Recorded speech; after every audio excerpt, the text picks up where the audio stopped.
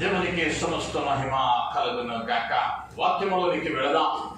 ఈ మాసానికై ప్రభువు ఏ మాటలను నాకు ఇవ్వాలని ఆశపడ్డాడో ఆ మాటలను మీతో పంచుకోవాలని ఉదయకాలం నేను ఆశపడుతూ ఉన్నాను. దయచేసి ఒక విషయాన్ని మాత్రం నేను జ్ఞాపకం చేస్తూ ఉన్నాను. మనస్సు పెట్టి ఆలకించండి. ప్రభువు ఈ దినాన నీతో మాట్లాడే వారిగా అవుతూ ఉన్నాడు. ఎందుకయ్యా అంటే నా 11 ఏళ్ళు లేదా 12 ఏళ్ళ పరిచర్య జీవితంలో ఏ వారం కూడా నేను ఆదివారపు ఆరాధనలోని వాక్యం కొరకు ఇంతగా పోరాడలా. ఎందుకయ్యా అంటే ఈ మాటలు చెబుతున్నానంటే నా దేవుని దగ్గర అడిగి పొందుకున్న మాట ఏంటున్నది, అది జీవము కలిగిన మాట. ఆ మాట నిన్ను ఈ దినమున బలపరచునదై ఉంటూ ఉన్నది. హల్లెలూయా, హల్లెలూయా. దేవునికి మహిమ కలుగును గాక. వాక్యంలోనికి వెళదాం. ఇర్మియా గ్రంథం 39వ అధ్యాయం 18వ వచనం.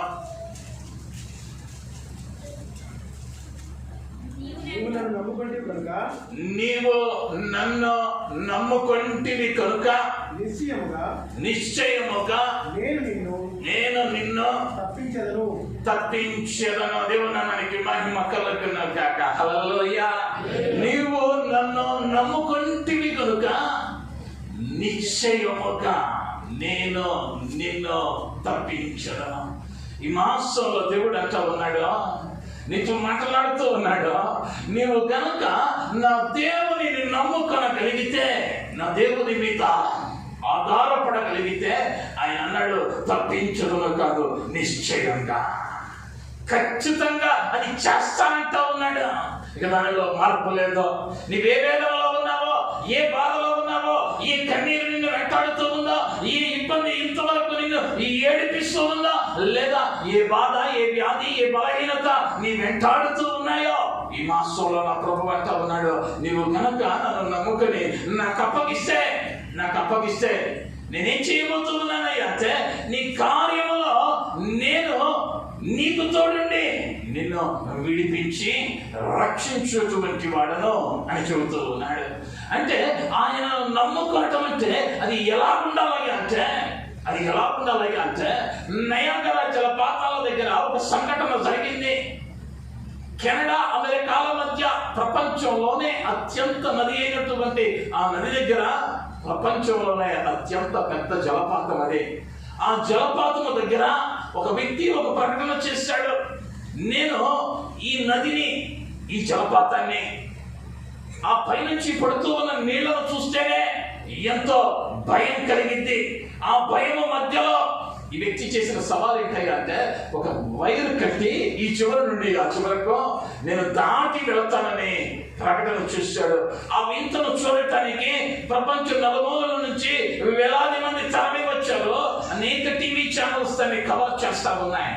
ఆ వ్యక్తి మొదటిగా ఆ తాడు మీద ఒంటరిగా నడుచుకుంటూ ఆ ఒడ్డుకు వెళ్ళాడు. ఆ ఒడ్డుకు వెళుతూ ఉంటే అక్కడ ఉన్నటువంటి జనమంతా చప్పట్లు కొడుతూ అతన్ని ప్రోత్సహించారు. ఆ ఒడ్డుకు వెళ్ళిన వ్యక్తి ఇప్పుడు ఒక ప్రకటన చేస్తా ఉన్నాడు, నేను ఒంటరిగా రావటం చూశాను. ఇప్పుడు ఒక 25 కిలోల బస్తా బరువును నా మీద మోపుకుని అవతల ఒడ్డుకు వెళ్తాను, ఎంతమంది నమ్ముతున్నారు అన్నాడు. అందరూ చప్పట్లు కొట్టారు. చప్పట్లు కొట్టిన తర్వాత ఆ 25 కిలోల బరువును మీద వేసుకుని ఆ ఒడ్డుకు నడిచి వెళుతూ ఉంటే అందరూ చప్పట్లు కొట్టారు. అవతల ఒడ్డుకు వచ్చేసాడు. ఇప్పుడు ఇంకో ప్రకటన చేస్తా ఉన్నాడు, నేను ఒంటరిగా వెళ్ళటం చూశాను, 25 కిలోల బరువు ఎత్తుకుని వెళ్ళటం చూశాను. ఇప్పుడు నేను మీలో ఎవరైనా ముందుకు వస్తే మిమ్మల్ని తీసుకుని ఆ ఒడ్డుకు వెళ్తానన్నాడు. అప్పటిదాకా చప్పట్లో కొట్టిన చేతులు ఆగిపోయాయి.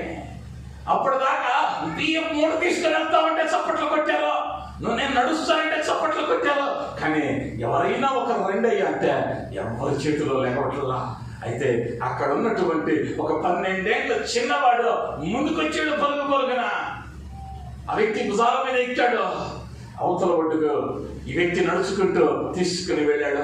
ఆ ఒడ్డుకు వెళ్ళిన వెంటనే అక్కడ ఉన్నటువంటి పాత్రికేయ మిత్రులంతా పరిగెత్తుకుంటూ వచ్చారు. ఆ పిల్లవాడికి, అరే ఇక్కడ ఇన్ని వేల మంది ఉన్నారే, ప్రజలు ఇంతమంది ఉన్నారే, ఎవ్వరూ రావటానికి భయపడ్డారే, నువ్వెందుకు భయపడకుండా వచ్చావు అన్నాడు. నువ్వెందుకు భయపడకుండా వచ్చావు, నీకేం భయం కలగలేదా అన్నాడు. వెంటనే ఆ పిల్లవాడు చెప్పాడు, అయ్యా ఈ మోస్తూ ఉన్నటువంటి వ్యక్తి ఎవరో తెలుసా అన్నాడు. ఎవరు అన్నాడు, నా తండ్రి ఆయన. నేను పడిపోయే విధంగా నా తండ్రి చేయడు. ఒకవేళ తన ప్రాణాన్నైనా అడ్డు పెట్టి నన్ను కాపాడతాడు, నా ప్రాణాన్నైనా కాపాడతాడు. నా తండ్రి మీద నాకు అంత నమ్మకం ఉంది. ఈరోజు నీ పరమ తండ్రి నీతో అంటారన్నమాట. నువ్వు కనుక నీ పరమ తండ్రిని నమ్మగలిగితే, ఆయన మీద విశ్వాసం ఉంచగలిగితే, ఆయన మీద ఈ మాసములో నీవు ఆధారపడగలిగితే, ఆయన అంటూ ఉన్నాడు, నీవు నన్ను నమ్ముకుంటివి కనుక నిశ్చయముగా నేను నిన్ను తప్పించదను. నువ్వు ఏ సమస్యల మధ్యలో ఉన్నావో, ఏ ఇబ్బందుల మధ్య ఉన్నావో, ఏ కష్టం నిన్ను కృంగదీస్తూ ఉందో, ఏ బాధ నిన్ను వెంటాడుతూ ఉందో, ఇది జరగదని నీవు అనుకుంటూ ఉన్నావేమో, లేదా ఈ కార్యం నిన్ను బలహీనపరుస్తూ ఉన్నదేమో, అటు ప్రతి కార్యములను నా ప్రభువు ఈ మాసములో గొప్ప కార్యం మీ పక్షంగా చేయబోతూ ఉన్నవనిగా ఉంటూ ఉన్నాడు అన్న విషయాన్ని జ్ఞాపకం చేస్తూ ఉన్నాను.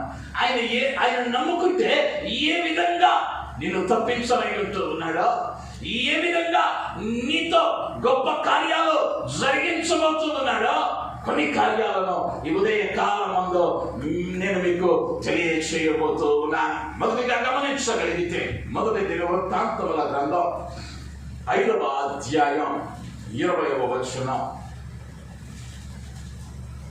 మొదటి దినవృత్తాంతములో 5 యుద్ధమందు వారు దేవునికి మొరపెట్టగా ఆయన మీద వారు నమ్మిక ఉంచినందున ఆయన వారి మొరను ఆలకించెను కనుక వారిని జయించుటకు వారికి సహాయము కలిగెను. ఇశ్రాయేలు జనాంగం యుద్ధానికి వెళ్తా ఉన్నారు. ఈ యుద్ధంలో మీరేం చేస్తారయ్యా అంటే, ఎవరి మీద మీరు నమ్మకం ఉంచారయ్యా అంటే దేవుని మీద నమ్మకం ఉంచారు. వారు నమ్మకం ఉంచడం వలన ఏం చేశారయ్యా అంటే ఆయనకు మొరపెట్టారు. ఆయనకి ఏం చేశారు, మొరపెట్టారు. నమ్మకం ఉంచి మొరపెట్టగా ఆయన ఏం చేశాడయ్యా అంటే వారికి సహాయం చేశాడు. ఈ మాసములో నీవు ఆయన నమ్ముకుని ఆయనకు మొరపెట్టడం నేర్చుకుంటే, లేదా నీ ఇబ్బంది, కష్టమో, నష్టమో, వ్యాధి, బాధ, బలహీనత ఆయన దగ్గర మొదలుపెడితే ఆయన ఏం చేస్తాడు అంటే దానిని తీసివేసి, ఆ ఇబ్బందిని తీసివేసి నీ మొరను ఆలకించి ఆ మొరకు ఆయన జవాబు ఇవ్వబోతూ ఉన్న దేవునిగా ఉంటూ ఉన్నాడు. హల్లెలూయా, హల్లెలూయా. అయితే ఏమన్నాడయ్యా అంటే, నమ్మిన నీవు ఆయనకు మొరపెట్టాలని కోరుకుంటూ ఉన్నాడు. ఆయనకు మొరపెడితే ఈ మాసం నీకు అది ఆశీర్వాదకరమైన మాసంగా. 11 మాసాలలో ఎన్నో పర్యాయాలు మొరపెట్టావేమో, ఎన్నో పర్యాయాలు ఎదురు చూసావేమో, ఎన్నో పర్యాయాలు కనిపించావేమో, కానీ ఫలితం కానరాలేదేమో. కానీ ఈ మాసం ఆయనకు మొరపెట్టగలిగితే, ఈ మాసం ఆయన వైపు నువ్వు చూడగలిగితే ఆయన ఏం చేయబోతూ ఉన్నాడు అంటే నీ మొరను ఆలకించబోతూ ఉన్నాడు. నీ మొరకు జవాబు ఇవ్వబోతూ ఉన్నాడు. పాత నిబంధన చరిత్రలో మనం గమనిస్తే ఆయనకు మొరపెడితే ఎలాంటి అద్భుతాలు చేస్తాడయ్యా అంటే, యెహోషువ గ్రంథంలో కనుక మనం ఒక్కసారి వెళితే 10వ అధ్యాయము 14వ వచనములో ఒక చక్కని మాట వ్రాయబడి ఉంది. యెహోవా ఒక నరుని మనవి వినిన ఆ దినము వంటి దినము దానికి ముందే కానీ దానికి తరువాతనే కానీ ఉండలేదు. దేవుని నామానికి మహిమ కలుగును గాక. హల్లెలూయా. ఒక నరుని మనవి విన్నాడు, ఒక నరుని మొరను ఆలకించాడు దేవుడు. ఆ దినము వంటి దినము ఇంతకు ముందు ఎప్పుడు లేదంట, ఇక ముందెప్పుడు ఉండదంట. అంటే అంతటి అద్భుతం దేని వలన కలిగిందయ్యా అంటే ఒక నరుని మనవి వల్ల. ఒక నరుడు దేవునికి మొరపెట్టడం వల్ల ఈయన అడిగింది ఏంటయ్యా అంటే ఆ ముందున్నటువంటి 12వ వచనములో, సూర్యుడా నీవు గిబియోనులో నిలువుము, చంద్రుడా నీవు అయ్యాలోను లోయలో నిలువుము. జనులు తమ శత్రువుల మీద పగ తీర్చుకుని వరకు సూర్యుడు నిలిచెను, చంద్రుడు ఆగెను. ఆయనకు మనం ఇచ్చేస్తే ఏమవుతాయి అంటే సూర్యుడు చంద్రుడు కూడా ఆగిపోతాయి. యెహోషువ ప్రార్థన చేస్తే ఏమైందయ్యా అంటే, సూర్యుడా నీవు గిబియోనులో నిలువు, చంద్రుడా నీవు అయ్యాలోను లోయలో నిలువుము అని అంటే, వారు జయముందేంత వరకు కూడా సూర్యుడు చంద్రుడు ఆగిపోయారు. నీవు మాసంలో మొరపెడితే నీవు నమ్మిన దేవుడు ఏం చేయగలడు అంటే, సూర్య చంద్రులనైనా ఆపగలిగిన సమర్థుడు నేను ఆరాధిస్తూ ఉన్న దేవుడు అయ్యుంటూ ఉన్నాడు. హల్లెలూయా, హల్లెలూయా. ఆయన సూర్యుడిని చంద్రుడిని ఆపగలిగిన దేవుడిని ఎరిగి ఉండి కూడా నీ సమస్యను ఆయన దగ్గర మొరపెట్టలేకపోతూ ఉన్నావంటే, ఆ యొక్క నయాగర జలపాతాల దగ్గర చప్పట్లు కొట్టే వాళ్ళలో నీవు నేను ఒకలమై ఉంటాం. నమ్మగలిగితే, ఆయన మీద నీ నమ్మకం ఉంచితే నువ్వేం చేయాలయ్యా అంటే, జరగమని నీవు అనుకుంటున్న కార్యాలను కూడా, జరగదని నీవు అనుకుంటున్న కార్యాలను కూడా ఆయన దగ్గర మొదలుపెట్టగలిగితే, మొదలుపెట్టడం నేర్చుకోగలిగితే ఆయన ఏం చేస్తాడయ్యా అంటే గొప్ప కార్యాలను చేస్తాడు, గొప్ప కార్యాలను చేస్తాడు. నిర్గమకాండములోనికి మనం వచ్చినప్పుడు 17వ అధ్యాయములో, నిర్గమకాండము 17వ అధ్యాయం 11వ వచనానికి మనం వస్తూ ఉంటే, మోషే తన చెయ్యి పైకెత్తినప్పుడు ఇశ్రాయేలీయులు గెలిచిరి, మోషే తన చెయ్యి దింపినప్పుడు అమాలేకీయులు గెలిచిరి. ఈ మోషే చేతులెత్తడం అనేది దీనికి సాదృశ్యంగా ఉన్నాయి అంటే ప్రార్థించడానికి సాదృశ్యంగా ఉన్నాయి.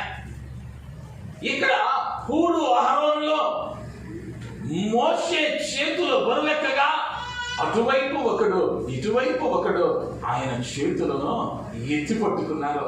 ఇప్పుడు మోషే ఏం చేస్తా ఉన్నాడు అంటే యెహోవాకు మొరపెడతా ఉన్నాడు. యెహోవాకు మోషే మొరపెట్టినంత కాలం ఇశ్రాయేలు జనాంగం ఏమయ్యారయ్యా అంటే జయం పొందారు. వారేదో యుద్ధ విద్యలు నేర్చిన వారిని కాదు, వారేదో మంది మార్పులను కలిగిన వారిని కాదు. కారణం ఎక్కడుందయ్యా అంటే, ఆ సత్యం ఎక్కడుందయ్యా అంటే, ఆ విజయం ఎక్కడున్నదయ్యా అంటే మొరపెట్టుటలో దాగి ఉంది. ఎప్పుడైతే మోషే చేతులు దింపుతూ ఉన్నాడో ఇశ్రాయేలీయులు అపజయం పొందుతూ ఉన్నారు. నీవు మొరపెట్టే కుటుంబంగా నీ కుటుంబం ఉంటే, నీ కుటుంబంలో నిత్యము ఆయనకు మొరపెట్టేటువంటి సువాసన గనక ఆ పరమునకు నీవు అందించగలిగితే, ఆ పరమందు ఆసీనుడైనటువంటి నా ప్రభువు నీవు ఆయన నమ్మి మొరపెడుతూ ఉన్నావు కాబట్టి ఈ మాసం ఏం చేయబోతూ ఉన్నాడు అంటే నిన్ను ఆశీర్వదించబోతా ఉన్నాడు, నిన్ను దీవించబోతా ఉన్నాడు. నీవు నమ్మగలిగితే నేను దేవుని దాసునిగా బ్రతిమలాడి చెబుతూ ఉన్నాను, నమ్మి మొరపెడితే గొప్ప కార్యాలను చూస్తాం, గొప్ప కార్యాలను చూస్తాం. ఈ పరిచర్య ప్రారంభమున గురించి నేను అనేక పర్యాయాలు చెప్పాను. 3 మాసాలు పరిచర్య ప్రారంభించిన తరువాత ఏ ఒక్క విశ్వాసీ రాలా, ఏ ఒక్క విశ్వాసీ లేడో. దేవుడు పిలిచాడన్న ఒకే ఒక కారణంతో, ఆయన మాట్లాడాడన్న ఒకే ఒక కారణంతో ఉద్యోగాలను వదిలేస్తే పరిచర్య కోసం వచ్చేసాం. పరిచర్యను చూస్తే ఉండటానికి ఇల్లులు అద్దె కట్టుకోవాలి, పోషించబడాలి. అప్పుడే కొత్తగా పెళ్ళైంది. చూసిన వాళ్ళంతా అన్నారు ఎంతమంది వస్తున్నారు అని అడిగాడు. ఇంకా ఎవరో లేరన్నాను. 2వ మాసం చివరి భాగంలో అప్పుడు అన్నారు నాకు తెలిసిన వారు, తొందరపడ్డావేమో దేవుడు పిలిచాడా నిజంగా అన్నారు. నేనన్నాను నన్ను పిలిచిన దేవుడు నమ్మదగిన వాడు, ఆయననే నమ్ముకొని ఉన్నాను. నా ప్రార్థన ఏంటయ్యా అంటే అయ్యా నన్ను సిగ్గుపరచొద్దు, నీ నామము పేరుట నేను ముందడిగేశాను, నన్ను బలపరచుమని అడిగాను. ఎప్పుడైతే ఆయనకు మొరపెట్టానో ఆయన ఏం చేశాడయ్యా అంటే ఒక్క కుటుంబాన్ని పంపించాడు డిసెంబర్ మాసంలో. వాళ్ళు కూడా ఎవరయ్యా అంటే బేల్దార్ పనిచేసుకునే వాళ్ళు. నేను మొట్టమొదటిగా పొందుతున్నటువంటి దశమ భాగం కానుక ఎంత అయ్యా అంటే 70 రూపాయలు 2013వ సంవత్సరంలో. కానీ కృంగిపోలేదు, నా ప్రభు వైపు చూసి చూశాను, మొరపెట్టాను. ఈరోజు ఎంతగా ఆశీర్వదించాడయ్యా అంటే నేను ఎక్కలేనంత ఎత్తైన స్థితిలో నా దేవుడు నిలువ పెట్టిన వారిగా ఉంటూ ఉన్నాడు. హల్లెలూయా, హల్లెలూయా అని నా జ్ఞానం అనుకుంటే నేను వెర్రివాడనే. ఆయన లేకుండా నేను ఎవరినయ్యా అంటే సున్నా. ఆయన నన్ను ఏం చేశాడయ్యా అంటే ఆయనకు మొర పెడితే నా మొరను ఆలకించి నన్ను ఆశీర్వదించిన దేవునిగా ఉంటూ ఉన్నాడు. ఎవరైతే నన్ను ఆ రోజు హేళనగా మాట్లాడారో వారు సిగ్గుపడతా ఉన్నారు. ఈ రోజున వారికంటే ఉన్నతమైన స్థితిలో నా దేవుడు నన్ను నిలవబెట్టాడు. కారణం ఏంటయ్యా అంటే ఆయన నేను నమ్ముకున్నాను, ఆయన మీద ఆధారపడ్డాను. ఈ ఎక్కడ చేయి చాపలా, ఎవరికి బానిసలవలా, దేనికి లొంగిపోలా. ప్రతి పర్యాయం కూడా ఎంత కష్టం వస్తా ఉన్నా, ఎంత నిష్ఠూరం వస్తా ఉన్నా ఆయన మాటకే ప్రాధాన్యత ఇచ్చాను. ఆ మాటను నేను చేసిందయ్యా అంటే ఆ మాటను నమ్ముకున్నాను. నన్ను ఆ మాట ఆశీర్వదించింది, ఆ మాట నన్ను ధైర్యపరచింది. నీకు మాసంలో ఆయనను నమ్ముకుంటే, ఆయన మాట మీద నీకు నమ్మకం ఉంటే, ఆయన మీద ఆధారపడే అనుభవం ఉంటే పరిస్థితులను చూసి భయపడద్దు, పరిస్థితులను చూసి భయపడద్దు. ఆ పరిస్థితులు ఇప్పుడుంటాయి, రేపు మారిపోతాయి. నిన్నటి దినం మనం గమనించాం, జోరు వాన, భయంకరమైన గాలి. పొద్దున్నే చూస్తే చక్కని ఎండ, చక్కని ఎండ. చేసేటువంటి వాతావరణ నిపుణులు అన్నారు ఈ రోజు అది ఇంకా తీవ్రంగా ఉంటుందన్నారు, అది ఇంకా తీవ్రంగా ఉంటుందన్నారు. నా దేవుడు ఏం చేయగలదయ్యా అంటే ఆరాధనకు ఆటంకం లేకుండా దాన్ని ఆపగలిగిన నా దేవుడు ఉంటూ ఉన్నాడు. హల్లెలూయా, హల్లెలూయా. నువ్వు ఎంత మొరపెట్టాలయ్యా అంటే నమ్మి మొరపెట్టాలి. అది అగాధమే కనిపిస్తా ఉన్నా నువ్వు ఎలా ఉండాలయ్యా అంటే ఆయన నమ్మావు కాబట్టి ఆయన చెప్పింది చేయాలి, ఆయన చెప్పింది చేయాలి. ఒక చిన్న సంఘటన చెబుతా. ఒక పాస్టర్ గారు కొండ ప్రాంతంలో పరిచయం చేస్తా ఉన్నాడు. నేను ఈ మధ్య ఎవరితో పంచుకున్నాను ఈ ఉపమానాన్ని, ఈ సంఘటనను. పరిచర్య చేస్తా ఉన్నాడు కొండ ప్రాంతం.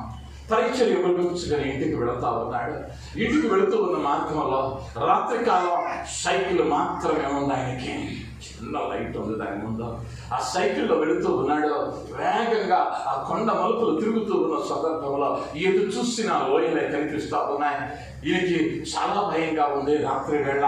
సరే ఆ సైకిల్ను తొక్కుంటూ వెళుతూ ఉన్న సందర్భంలో చీకటిలో కనిపించక ఒక రాయి మీదకి ఎక్కించాడు సైకిల్.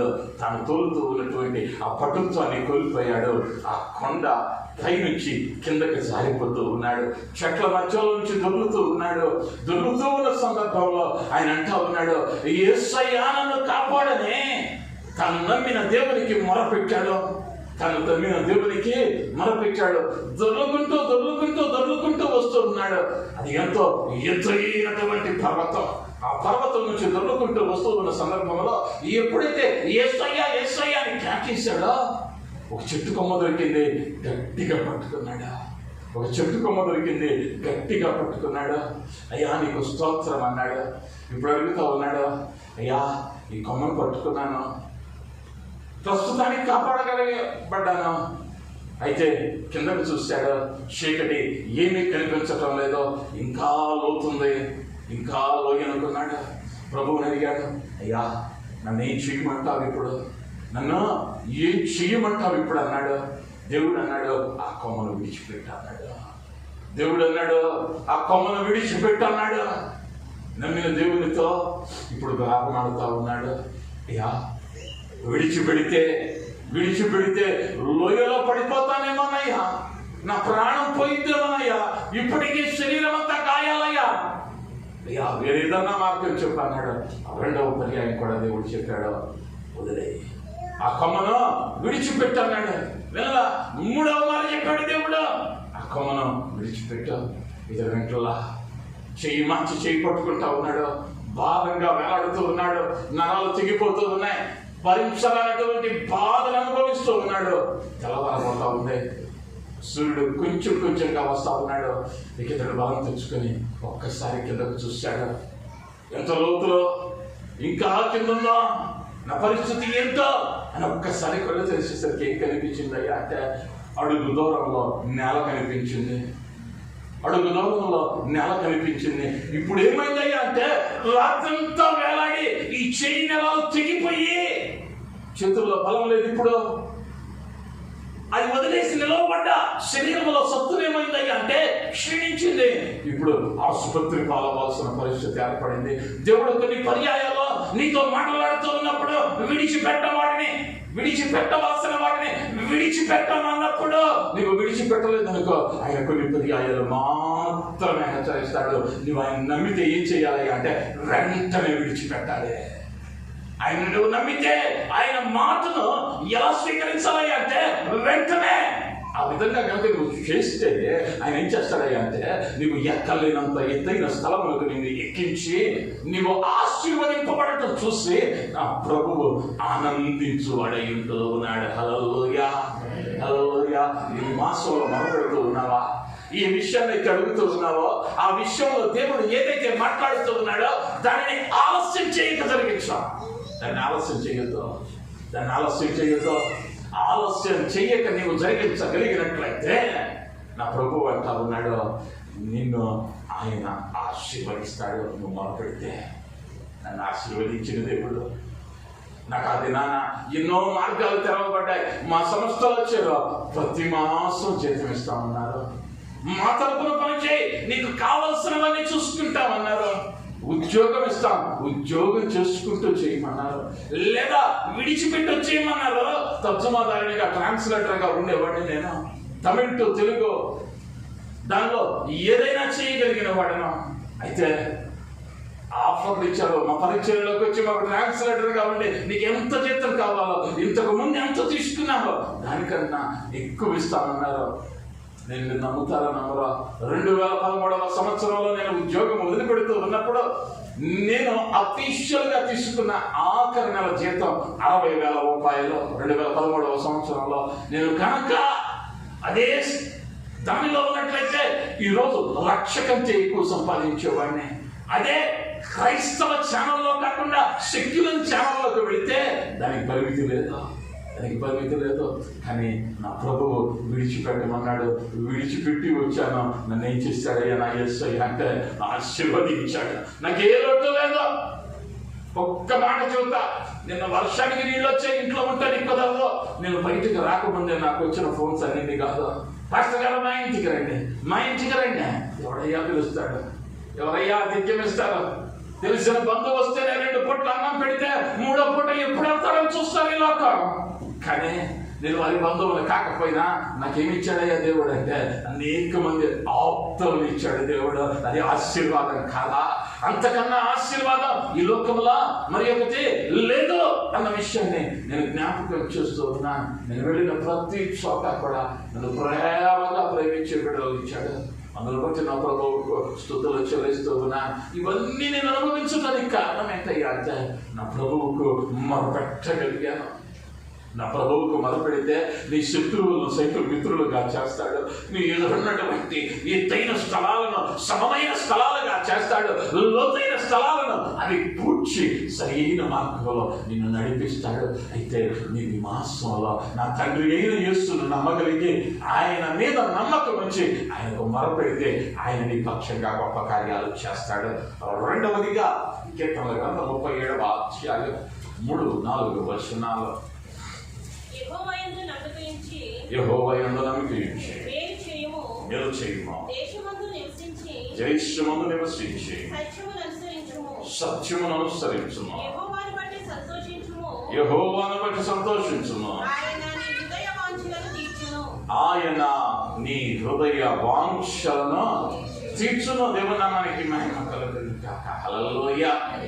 నీవు ఆయన మీద నమ్మకం ఉంచి ఆయనకు మొరపెడితే ఈ మాసంలో నా దేవుడు ఏం చేయబోతూ ఉన్నాడు అంటే నీ హృదయ వాంఛను తీర్చబోతూ ఉన్నాడు. నీ హృదయ వాంఛను తీర్చబోతూ ఉన్నాడు. నీ హృదయ వాంఛ ఏదై ఉన్నదో, ఒక మంచి ఉద్యోగమో, లేదా ఒక మంచి ఇల్లు, ఒక మంచి స్థలమో, లేదా ఒక పదోన్నతో, లేదా ఒక మంచి స్థిరమైన జీవితమో, నీ ఆశ ఏందో, దేని కొరకు కనిపెడుతూ ఉన్నావో, దీనిని వెతుకుతూ ఉన్నావో, లేదా నీ హృదయ వాంఛ నాకున్నటువంటి ఈ అప్పులు, ఈ బలహీనతలు, ఈ వ్యాధులు ఇవి తొలగిపోవాలన్నది నీ వాంఛమా? దాని కొరకు పోరాడుతూ ఉన్నావేమో. నీ మాసంలో నా ప్రభువును నమ్మి ఆయనను గనక నీవు మొరపెట్టగలిగితే ఆయనను గనక వేడుకొనగలిగితే, ఆయన మీద ఆధారపడగలిగితే, ఆయన ఏం చేస్తా ఉన్నాడయ్యా అంటే నీ హృదయ వాంఛలను ఆయన తీర్చేవానిగా ఉంటూ ఉన్నాడు అన్న విషయాన్ని నేను జ్ఞాపకం చేస్తూ ఉన్నాను. హృదయ వాంఛలను తీర్చగలిగిన దేవుడు, హృదయ వాంఛలను తీరుస్తానని చెప్పిన దేవుడు నేనేం అడుగుతూ ఉన్నాడయ్యా అంటే ఆయనను నమ్మమంటూ ఉన్నాడు. ఆయనను నమ్మిన నీవు నీ హృదయంలో ఏ వాంఛ అయితే ఉందో, ఏ ఆశ అయితే ఉందో, ఏ కోరిక అయితే ఉందో, ఆ ఆశలను ఆయన ఏం చేస్తాడయ్యా అంటే నెరవేర్చేటువంటి దేవుడు. అనేక పర్యాయాల్లో మనం అనేకమైనటువంటి ఆశలను కలిగి ఉంటాం. ఆ ఆశల వైపు పరిగెడుతూ ఉన్న సమయంలో అనేక పర్యాయాల్లో నిరుత్సాహానికి గురి అవుతాం, లేదా ఇబ్బందికి గురి అవుతాం. అయితే ఈ మాసంలో నువ్వు కృంగిపోవాల్సిన అవసరం లేదు.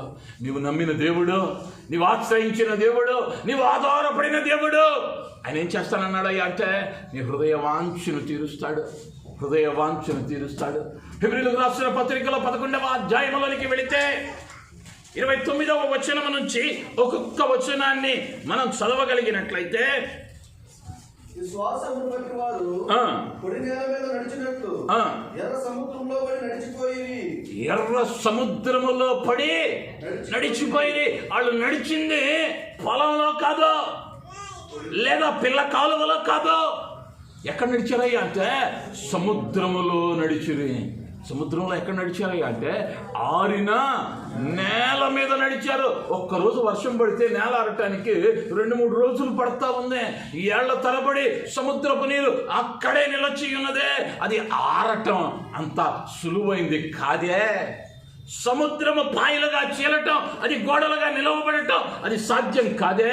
కానీ వారు ఏం చేశారయ్యా అంటే సజీవుడైనటువంటి ఇశ్రాయేలీయుల దేవుడిని నమ్మి మమ్మల్ని కానానుకు నడిపిస్తాడని ఆయన మీద నమ్మకం ఉంచి వారి వాంఛ ఏంటయ్యా అంటే పాలు తేనెలు ప్రవహించేటువంటి దేశంలోనికి మేము వెళ్ళాలి.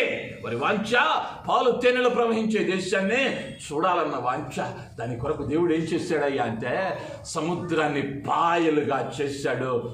ఆరిన నేలన వారిని నడిపించిన దేవుడు అయి ఉంటూ ఉన్నాడు. ఆ తర్వాత వచనాన్ని చదివితే 7 దినముల వరకు ప్రదక్షిణము చేయబడిన తరువాత ఎరికో గోడలో కూలెను.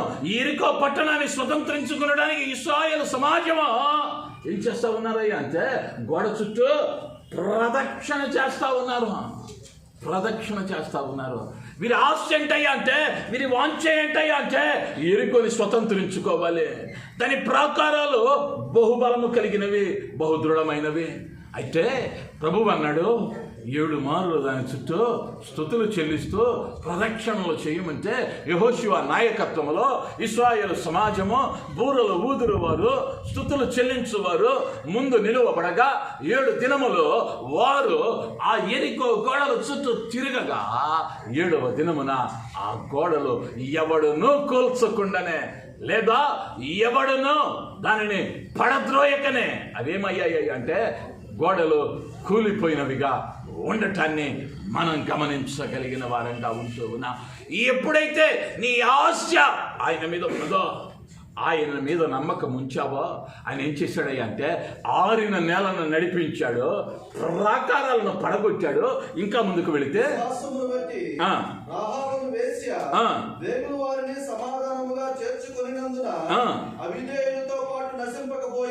అవిధేయులతో పాటు నశింపకపోయెను. దేవుని నామానికి మహిమ కలుగును గాక. హల్లెలూయా. అవిధేయులతో పాటు ఆమె వేశ్య అయినప్పటికీ, వేశ్యగా ఉన్నప్పటికీ ఏమైందయ్యా అంటే వేగుల వారిని చేర్చుకొనినందున అది ఏమైందయ్యా అంటే రక్షింపబడినటువంటిదిగా ఉంది.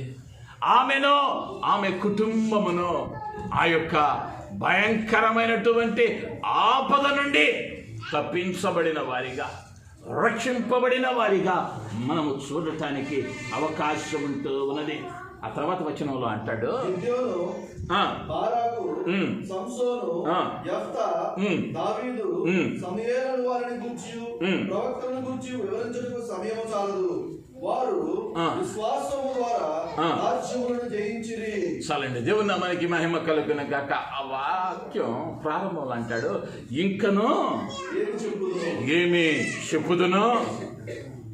ఆ చివరిలో అన్నాడు, వీటిని వర్ణించటానికి సమయము చాలదు. ఆయన కార్యాలను వివరించటానికి సమయం చాలదు. సమయము చాలదు. ఆయన ఏ విధంగా మన పితరుల యొక్క హృదయ వాంఛలను తీర్చాడో, వారి ఆశలను తీర్చాడో, వారి ఇబ్బందులను కొట్టివేశాడో, వాటిని మనం వర్ణించటం వాటికి ఏం కాదయ్యా అంటే సమయము చాలదు.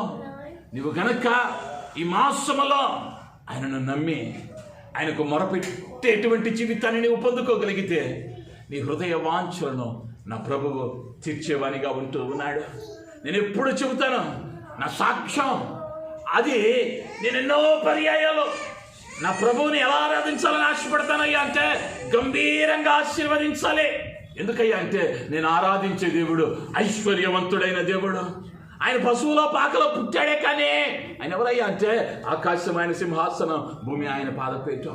ఎన్నో లక్షల రూపాయలతో అనేక పర్యాయాలు ప్రణాళికలు చేస్తూ ఉన్నప్పుడు పరిస్థితులు అనుకూలంగా లేకపోయినా కూడా ఆయన ఏం చేశాడయ్యా అంటే నా హృదయ వాంఛను తీర్చాడు. ఏ కార్యక్రమంలో కూడా నేటి వరకు లోటున్నదన్న మాట నా నోట నుంచి రాలా. ఏ కార్యక్రమం కూడా ఈ 12 ఏళ్లలో ఎప్పుడు కూడా లోటుతో కార్యక్రమం జరిగించాం అన్న మాట రానివ్వలా. ఆయన ఎవరయ్యా అంటే హృదయ వాంఛలను తీర్చే దేవుడు. ఈ మాసంలో నువ్వు నమ్మగలిగితే నీ ఆశ అది ఒకవేళ లోకానికి వెరితనంగా అనిపించవచ్చు. లోకం ఇది జరిగిద్దా అని అనుకోవచ్చు. మోషే నిలువబడితే ఇశ్రాయేలు సమాజం అందే, మోషే మాకు ఐగుప్తులో సమాధులు ఇవ్వనయ్యా. ముందు చూస్తే సముద్రం, వెనక చూస్తే ఫరో సైన్యం. కానీ నా దేవుడు ఏం చేశాడయ్యా అంటే ఆరిన నేలను నడిపించాడు.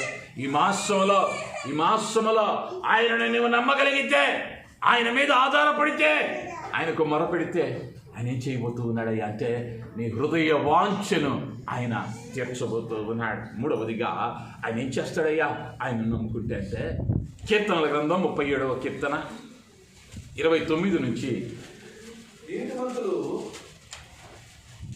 క్షమించాలి 39-40 వచనాలు.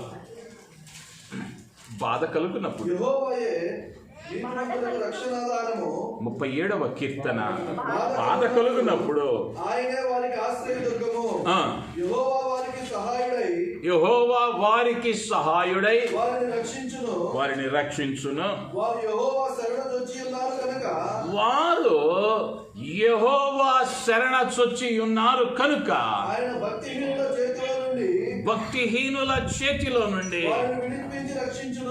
వారిని విడిపించి రక్షించును. దేవుని నామానికి మహిమ కలుగును గాక. హల్లెలూయా, హల్లెలూయా. నువ్వెప్పుడైతే ఆయన నమ్ముకున్నావో, మొదటిగా మొరపెట్టేవానిగా మారావో, ఆయన ఏం చేస్తున్నాడయ్యా అంటే నీ హృదయ వాంఛలను తీరుస్తూ ఉన్నాడు. ఎప్పుడైతే నీ హృదయ వాంఛలు తీర్చబడుతూ ఉన్నాయో ఇప్పుడు ఏమైందయ్యా అంటే పోరాటం పెరిగిద్ది. సహజంగా మనం ఏదైనా ఒక ఆశీర్వాదం పొందుకున్నామంటే లేదా ఒక మెట్టు ఎదిగామంటే సంతోషపడే వారితో పాటు మనల్ని చూసి బాధపడేవారు, ఓర్చుకొనలేని వారు, అసూయ చెందేవారు అనేకులు చుట్టూ చేరతారు. లేదా నీ పతనాన్ని ఆకాంక్షించేవారు చేరతారు. అయితే ప్రభు అంటూ ఉన్నాడు ఆయన నిన్ను విడిపిస్తానన్నాడు. ఏ శత్రువు బారిన నువ్వు పడకుండా, ఏ అపవాది యొక్క తంత్రాలలో నువ్వు చిక్కుపడకుండా ఆయన ఏం చేస్తాడయ్యా అంటే నిన్ను విడిపిస్తాడు. విడిపించబడటం నీ జ్ఞానాన్ని బట్టో నీ శక్తిని బట్టో కాదు. అది ఆయన చేసేది ఏంటయ్యా అంటే తన బాహువును చాపి ఆయన ఏం చేస్తాడయ్యా అంటే నీకు సహాయం చేస్తాడు. గిద్యోను అనేటువంటి ఒక వ్యక్తి ఉన్నాడు. న్యాయాధిపతుల గ్రంథంలో మీకు మనం వెళ్తే 6వ అధ్యాయము 11వ వచనానికి మనము రాగలిగితే న్యాయాధిపతుల గ్రంథం యెహోవా దూత వచ్చి అబీయెజ్రీయుడైన యెహోషుకు కలిగిన ఒఫ్రాలోని మస్తకి వృక్షము క్రింద కూర్చుండెను. యోవాషు కుమారుడైన గిద్యోను మిద్యానీయులకు మరుగైండునట్లు గానుగ చాటున గోధుమలు దుల్లగొట్టుచుండగా యెహోవా దూత అతనికి కనబడి పరాక్రమము కలిగిన బలాఢ్యుడా, యెహోవా నీకు తోడై ఉన్నాడని అతనితో అనగా దేవుని మనకి మహిమ కలుగును గాక. హల్లెలూయా.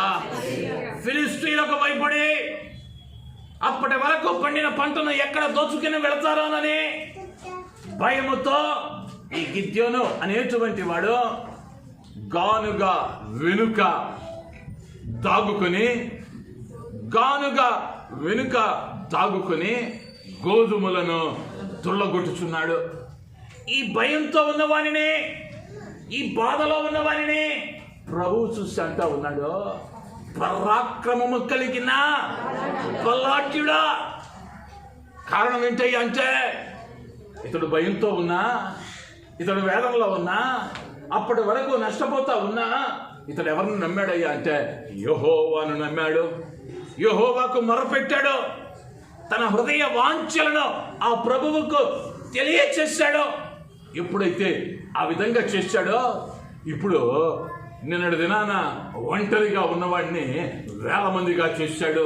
ఇప్పుడు రాత్రికి రాత్రి 10,000 మందిని తీసుకుని వెళ్ళి బబులోను దేవత యొక్క విగ్రహములను పడగొడుతూ ఉన్నవానిగా ఆ 28వ వచనములో మనం చూడగలిగిన వారమై ఉంటూ ఉన్నాం. ఆ ఊరి వారు వేకువనే లేచినప్పుడు బయలు యొక్క బలిపీఠము విరగొట్టబడి ఉండెను. దానికి పైగానున్న దేవతా స్తంభమును పడద్రోయబడి ఉండెను. కట్టబడిన బలిపీఠము మీద ఆ రెండవ ఎద్దు అర్పింపబడి ఉండెను. అప్పుడు వారు ఈ పని ఎవరు చేసినదని ఒకరితో ఒకరు చెప్పుకొనుచు విచారణ చేసి వెదకి యోవాషు కుమారుడైన గిద్యోను ఆ పని చేసినట్లు తెలుసుకొనిది. దేవుని నామానికి మహిమ కలుగును గాక. హల్లెలూయా. నిన్నటి దినాన గానుగ చాటును దాక్కుని తన పంట తనకు దొరికితే చాలనుకొని భయంతో బతికేస్తూ ఉన్న గిద్యోను ఇప్పుడు ఏమయ్యాడయ్యా అంటే, ఇశ్రాయేలు జనాంగాన్ని కాపాడేటువంటి ఒక గొప్ప నాయకునిగా ఈరోజు మార్చబడ్డాడు. 10,000 మందిని తీసుకుని వెళ్ళి బయలు దేవత యొక్క బలిపీఠములను, ఉన్నత స్థలములను వాడు పడగొట్టి దేవుని కొరకు బలిపీఠాన్ని కట్టి దేవుని కొరకు ఒక సైన్యాన్ని సిద్ధం చేసి దేవుని మహిమపరచేవానిగా మార్చబడ్డాడు. గిద్యోనుని అడిగితే మనం వెళ్ళి అయ్యా నేను బలహీనుడిని అంటాడు. కానీ గిద్యోనుని దేవుడు అన్నాడు, పరాక్రమము కలిగిన బలాఢ్యుడు అన్నాడు. ఈ దినమున నీవు నీ పరిస్థితులను బట్టి కృంగిపోతూ నేను ఒంటరి వాడనే, నాకెవరో లేరే, నా ఈ ఇబ్బందులలో, నా ఈ కష్టంలో, నా ఈ కన్నీటిలో ఎవరు సహాయం చేస్తారని పిచ్చి చూపులు చూస్తా ఉన్నావేమో. కానీ ఈ మాసం నా ప్రభు అంటా ఉన్నాడు, ఇంతవరకు జనాలను నమ్మి పలుమార్లు మోసపోయావేమో. భక్తుడు ఒక పాట రాశాడు, నమ్మి పలుమార్లు మోసపోయాను. నమ్మిన అన్నలే అమ్ముకున్నారు. నమ్మిన అన్నలు ఏం చేశారయ్యా అంటే 30 కాసులకి తమ్ముడిని అమ్ముకున్నారు.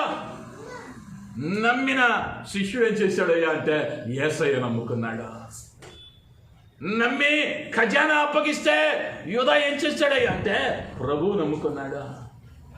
అనేక పర్యాయాలు నమ్మిన వారు ఏం చేస్తారయ్యా అంటే నిన్ను నట్టేటన ముంచి వెళ్ళిపోతారు.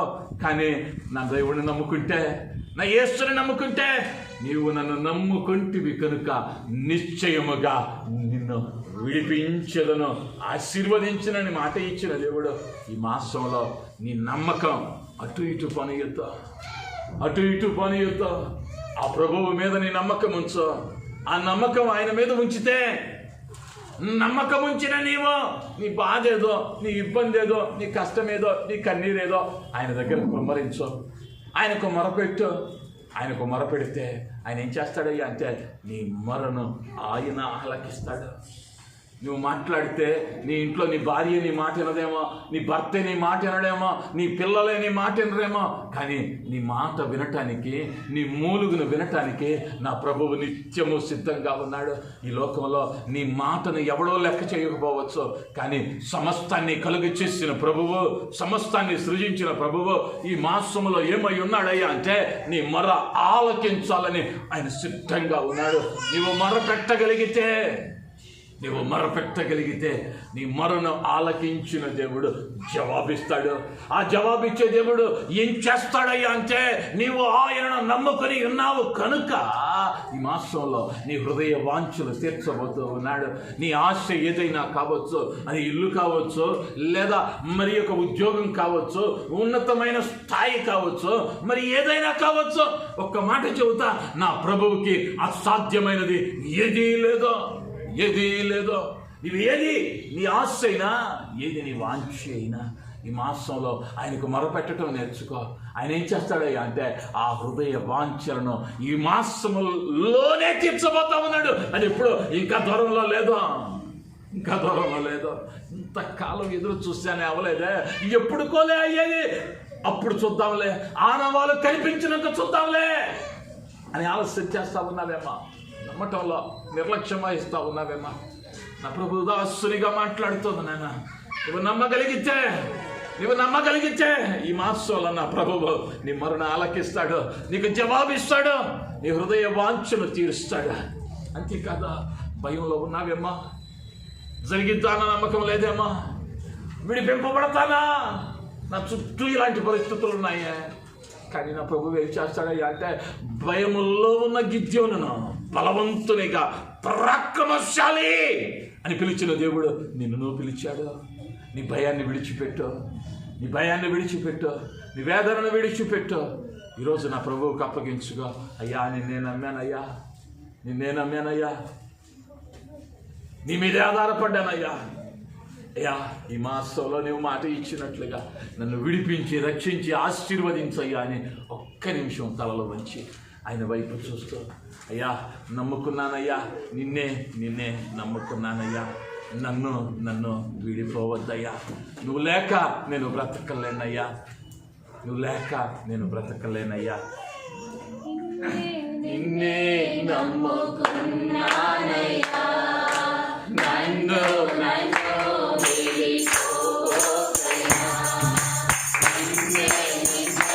అందరం కలిసి పడతాం.